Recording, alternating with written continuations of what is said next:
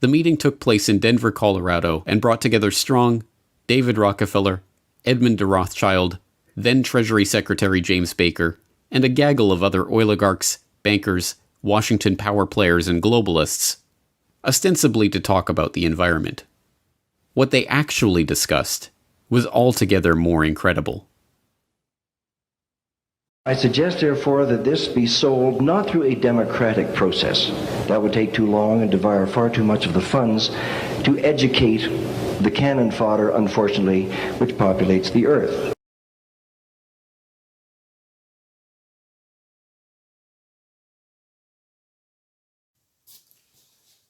Saudações. O mundo está passando por um momento complicado, né? Eu tenho abordado uma série de questões aqui no canal relacionadas à queda da sociedade como a conhecemos, né? Eu também chamei o nome de a queda do Ocidente, né? E eu gostaria de abordar um termo que não é muito conhecido, que é o quarto mundo, né? Então a gente fala de países de primeiro mundo, países de segundo mundo, países de terceiro mundo, mas também existe um termo cunhado que é muito menos conhecido que os demais, que são aqueles que são sociedades, né? Não se fala mais de países, de quarto mundo. E eu gostaria de abordar essa questão porque recentemente eu estava conversando com um conhecido, né? E nós estávamos falando, eu estava tentando convencê-lo, né? Sobre o descaso de certa parte da elite com relação ao restante da humanidade, com relação ao restante dos seres humanos. E não só porque, assim, sim, há planos para diminuir a população, mas não é só isso, tem mais coisa envolvida, né? E alguma parte disso eu não vou abordar aqui. Se você quiser saber realmente o que eu penso sobre isso de forma plena e completa, você, além de assistir esse vídeo, você vai ter que entrar na comunidade lá no canal do Telegram, porque eu posso falar no meu programa de podcast lá, né? Mas não posso falar aqui, na call lá eu consigo. Mas, seja como for, é um termo que é pouco conhecido. Ele foi cunhado, foi utilizado já de maneiras diversas, né? Se você se deparar com alguém que já ouviu falar de alguma coisa, vão se falar de sociedades primitivas, de nativos, se essas, por exemplo, aqui na Amazônia, se esses grupos indígenas se juntarem, por exemplo, e formarem uma nação, ou formarem nações com identidade próprias, eles seriam nações de quarto mundo, porque não chega nem a ser terceiro mundo, como é o Brasil, né? Ou não chega a ser segundo mundo, como seriam os países do leste europeu e a Rússia e a China, né? Ou seja, países mais controlados nos moldes comunistas, né? Aí também há debate sobre se esses países, como a China, por exemplo, eles não são países de primeiro mundo, mas eles também não são países de terceiro mundo ainda, né? Tem gente que vai dizer que é terceiro mundo, tem gente que vai falar que não, esse intermediário é o considerado segundo mundo. Mas eu estava conversando com ele sobre isso. E, por exemplo, eu falei recentemente o Dória, não recentemente não, mas eu mostrei um vídeo do Dória em que ele, por exemplo, fala que miserável não tem tem que dar graças a Deus quando não tem comida. Ele não tem não se tem que se preocupar com os hábitos alimentares dos pobres miseráveis, né? O pobre miserável tem que dar graças a Deus quando tem comida no prato. Hábitos alimentares? Você acha que gente humilde, gente pobre, gente miserável, que lamentavelmente está nas ruas de São Paulo, vai ter hábito alimentar? Então, João, Washington, olha para mim, você acha que alguém pobre, humilde, miserável, infelizmente, pode ter hábito alimentar? Então, João, olha Se ele se alimentar, ele tem que dizer graças a Deus. Que é uma proposição absurda, quando você para pensar que, dependendo dos hábitos alimentares, primeiro porque não é verdade, moradores de rua têm sim alguns hábitos alimentares, ainda que rudimentares, e saber quais são, talvez, possa ajudar sim, né? É uma ideia absurda, mas além disso ela soa cruel, e isso é o que ele está falando para você na câmera, num programa de televisão, né? No caso do João Dória. Você imagina o que ele fala assim, entre amigos, né? O mesmo vale para uma série de outros casos. Por exemplo, algumas coisas que alguns políticos fazem que parecem que assim, são coisas que você fala, "Não, mas isso está fora da realidade." Então, por exemplo, o Greca, aqui de Curitiba, o prefeito, né? Se eu não me engano, foi ele, que estava com um projeto lá para proibir que as pessoas auxiliassem moradores de rua, dando comida, não desse mais comida para moradores de rua, exceto nos locais pré-determinados. Esse tipo de decisão dracônica, de projeto dracônico, advém de uma falta de empatia, né? E isso você também tem que lembrar que para essas pessoas, você fala assim, mas pobre miserável é um morador de rua, ele está falando do morador de rua. Primeiro que quando você fala isso, você tem que parar para pensar, nossa, mas será que eu gostaria que alguém falasse assim de mim? E a segunda coisa é, porque você se vê como superior a esse morador de rua, de alguma maneira, né? Quando você fala, não, mas isso é só para morador de rua. Mas além disso, se você parar para pensar, essas pessoas têm milhões e milhões e milhões, e ganham milhões e milhões e milhões de dólares, reais e ações e etc. Ganham milhões de recursos todo mês, né? E vivem vidas muito luxuosas. Será que quando ele olha para você, ele vê você de forma muito diferente daquele morador de rua, né? Será que só porque você ganha R$ 500 a mais, ele já vem e fala assim, do seu hábito alimentar, com o seu hábito alimentar, com esse eu tenho que me preocupar, com daquele lá não, mas com o seu eu tenho. Será que é assim que eles pensam, né? E eu estava conversando com ele com relação a isso, com esse meu colega, né, meu amigo. E ele virou bom, ele demonstrou alguma surpresa, mas falou assim, mas dentro do contexto. E aí eu fui buscar uma fala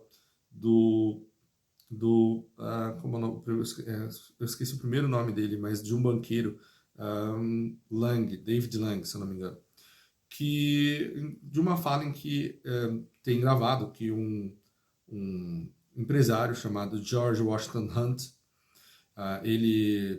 então deixa eu contextualizar porque é importante isso. Esse empresário, ele se voluntariou para ajudar, né, a organizar um congresso sobre questões climáticas em 1991-92, porque ele acreditava na causa ambientalista, né? E aí nesse evento foi Rockefeller, o Edmund Rothschild, né? Enfim, uma série desses figurões, né? Do alto empresariado, né? E ele gravou, né, esse encontro e ele resolveu publicar isso para o mundo na época, e falando, olha, mas é um absurdo, porque essas pessoas estão se encontrando falando do clima, e olha o que elas estão falando, né?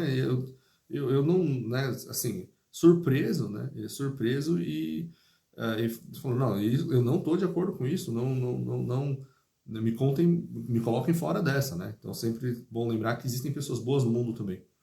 Mas ele pegou e ele publicou isso, na época deu entrevistas, fez alguns documentários, enfim, publicou artigos, publicou alguma documentação relacionada a esses encontros, e em seguida teve o encontro aqui no Rio de Janeiro, né, sobre o clima. E num trecho que ficou relativamente famoso para a época, mas que foi se perdendo nos anais aqui da internet, esse banqueiro, ele vira e fala, olha, não vai dar para fazer todas essas mudanças por meios puramente democráticos, porque nós teríamos que primeiro educar esse monte de gente inútil que povoa o planeta, né? Foi basicamente isso que ele falou. Eu vou colocar o clipe aqui nesse vídeo, né, com a legenda, né? Mas aí você vai ver, porque pelo menos vai ouvir a voz dele. Mas é uma coisa chocante de se ouvir, vindo da voz de uma pessoa assim, E quando você percebe, se você assistir inteiro, né, porque tem vídeo aí em inglês, né, de 30, 40 minutos justamente sobre esse encontro, né, com trechos com a fala do Edmond Rothschild e por aí vai, de Rothschild e tudo mais. Mas você percebe o desprezo com o qual eles falam sobre a pessoa comum, né? E justamente sobre essas questões climáticas, eles abordam essa questão num determinado momento sobre esse quarto mundo, que seria depois do terceiro mundo, né? E então lá entre os palestrantes está lá o Maurice Strong, bom, enfim, só figurão. E é muito interessante prestar atenção nos detalhes das coisas que eles estão dizendo, né? Se você quiser ver o vídeo em inglês, eu vou colocar lá no Telegram. Vou postar, se eu já não tiver postado, eu vou postar lá no Telegram, ok? Você vai encontrar lá no Telegram. Mas eles abordam dessa questão do quarto mundo, e o que eles falam? Eles falam assim, olha, para que a gente consiga avançar com esse projeto, com o nosso projeto, né? E eles falando assim, uma das coisas que você percebe é que a preocupação deles não é com o meio ambiente, certo? É com o controle dos recursos, né? Quem está controlando os recursos, porque eles colocam que eles têm a capacidade, o direito e tudo mais de controlar esses recursos para utilizá-los ao seu bel prazer, inclusive com o direito de desertificar certas regiões e etc. Eles podem, você não, porque você é muito estúpido, né? Então é basicamente isso, esses são os termos. E aí o que eles colocam lá é o seguinte, não dá tempo de educar essas pessoas. E, pior, os países de primeiro mundo, eles não vão decidir se desindustrializar só para fazer o que a gente quer, só por questões do meio ambiente. A gente tem que fazer alguma coisa. E se você parar para pensar, em 1992 foi quando já começaram a serem assinados vários desses acordos, né, de redução de emissão de poluentes e tudo mais, e realmente você vê que até hoje o Brasil assinou e cumpre mais do que países aí do dito primeiro mundo, certo? Então, ou seja, as restrições para os países que nem chegaram a se industrializar são muito maiores do que aquelas que estão com relação ao primeiro mundo, né? E aí o que eles colocam aqui assim, é que no fim das contas é preciso você tornar o mundo num mundo de quarto, assim, num quarto mundo.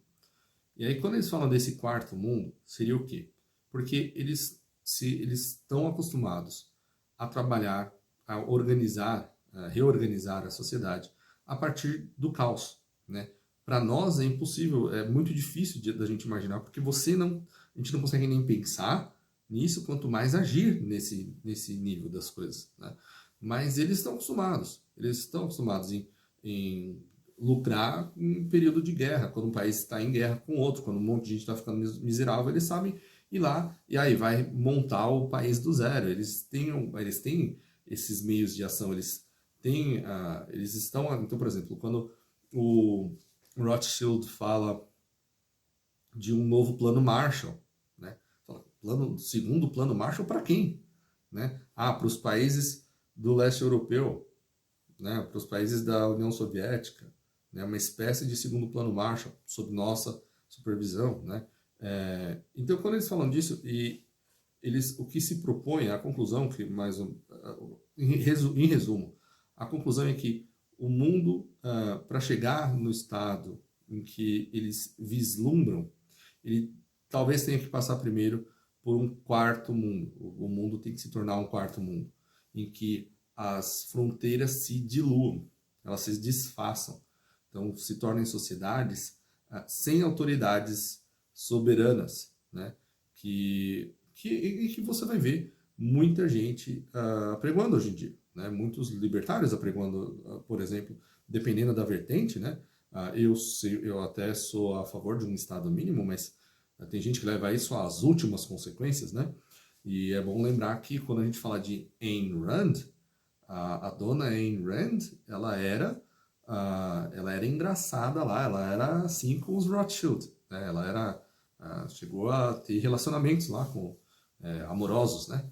Então, então é bom a gente lembrar desse tipo de coisa. Quando a gente, por exemplo, alguns desses heróis aí que a gente tem no mercado financeiro, desses rebeldes, falam de ouro, por exemplo, como o Peter Schiff. Se você olhar a associação entre Rothschilds e Schiffs, é antiquíssima. Tem pelo menos 300 anos que esses caras fazem negócio. Então, claro que vai ter gente... no fim do dia são seres humanos, né, que erram e acertam. Eles têm as formas, os vícios de pensamento deles. Em última instância, a batalha real é contra principados e potestades, né? Então, que é o que fala na Bíblia. Então, no fim das contas, existem instâncias espirituais que organizam isso tudo, né? Mas eu não vou entrar aqui em detalhes com relação a isso aqui, mas eu achei que era interessante falar para vocês que esse tipo de coisa existe, né? E deixar, assim, que vocês tenham noção de que esse tipo de...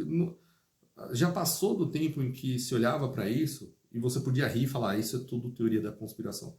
Porque isso foi na década de 90 e tudo que eles falaram lá foi se encaminhando. Então muita gente se pergunta, eu fiz um áudio que está lá no Telegram, exclusivo lá, por exemplo, em que eu abordo a questão da China, né? China e Rússia, né? Afinal, eles chegaram a armar e a industrializar a China. Por que eles fizeram isso? Por que foi feito isso exatamente, né? E se você olha para aqueles cenários que eu abordei em uns vídeos do ano passado, que já prediziam como seria essa crise, e que foram escritos há 10 anos, né? Então é bom lembrar que, assim, que essa galera planeja e executa passo a passo. Mas eles elaboram cenários e vão se reencontrando e reanalisando a situação e vão atualizando até colocar em prática tudo que eles querem, né? Então eles vão analisando, eles vão sempre atualizando, mas eles têm esses cenários e se acontecer isso vai ser assim, se acontecer assado vai ser daquele jeito, né? Mas você vai ver que eles já tinham uma noção, eles já falavam da China se desenvolver, servir como modelo e depois como a própria China iria ruir, né? Então a gente pode esperar daqui a 10, 20 anos, 30 anos, isso é difícil da gente medir, né?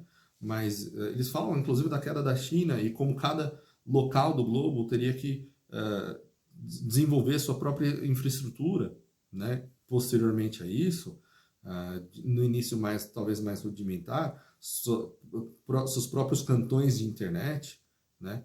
Que a gente olha agora e fala, não, mas isso não é possível, parece que não vai acontecer, né?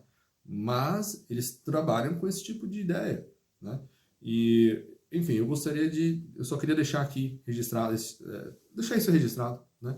E aproveitar a oportunidade de mostrar para vocês esse áudio, esse vídeo, né? Talvez eu coloque ele no começo e mais algum outro trecho aqui no final. Eu vou ver exatamente como. Você já deve ter uma noção do que eu decidi fazer, mas enfim, eu vou recomendando aqui, deixando aqui a minha recomendação de que você entre lá no canal do Telegram, é Recanto do Guerreiro, o link estará na descrição e nos comentários. Também vou pedir para você se inscrever no canal, compartilhar, acionar o sininho, sempre entrar nos vídeos, porque isso é importante hoje em dia. Senão o YouTube enterra o seu vídeo, enterra o seu canal e você não consegue, você vê os seus inscritos sumindo e você não consegue mais crescer. O meu canal tem estado nessa espiral já faz um tempo. Então, enfim, eu vou pedir que vocês, né, façam esse esforço, ok? Eu vou ficando por aqui. Talvez tenha mais um trechinho aqui, se você pode verificar se tem mais um minutinho aí, é porque eu pus ou menos, né? Assiste até o final, não custa tanto assim, né? Então é isso, forte abraço, fiquem com Deus e até a próxima.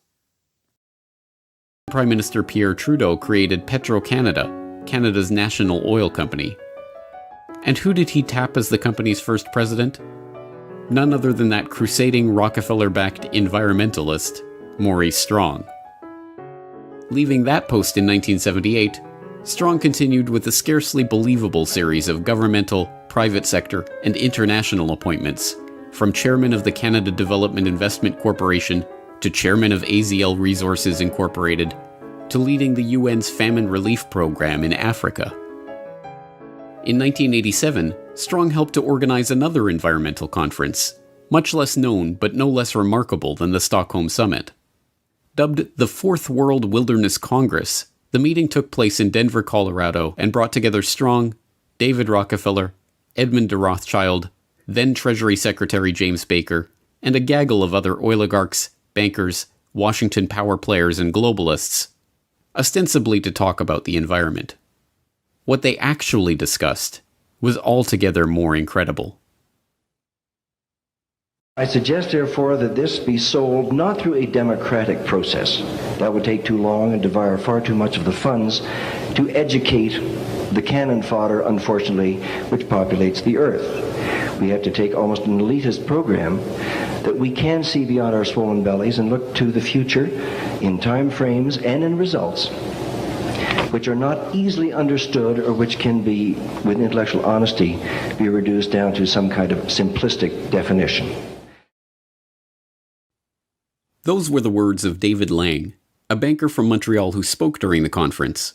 And to Lang, the Rockefellers, the Rothschilds, and the other bankers and oligarchs assembled at the meeting, the general population are cannon fodder that unfortunately populates the earth. This candid admission, a perfect encapsulation of the eugenical ideas at the heart of the global conservation movement funded into existence by the oligarchs themselves, was caught on tape by George Hunt, a businessman in Boulder, Colorado who had volunteered to help the conference as a concerned citizen and came away horrified by what he had witnessed there. He released his own recordings of the proceedings in the early 1990s to warn the public about this group and its ultimate aims.